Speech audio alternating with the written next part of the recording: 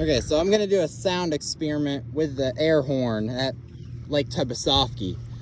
And I'm here at the Echoing Cove. You'll see why it's called Echoing Cove.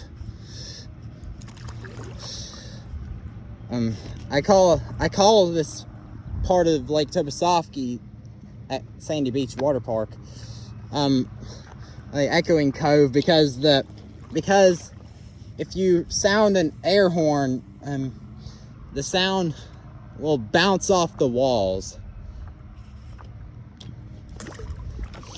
Well, let me show you.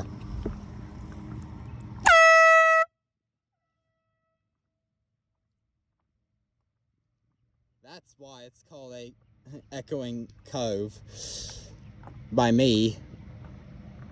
Well, because the sound, it deflects off the walls and which makes that sound come back.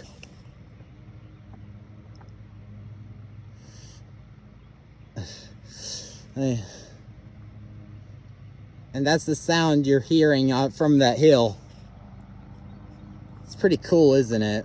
I just don't want to do it too much here because this is a residential neighborhood.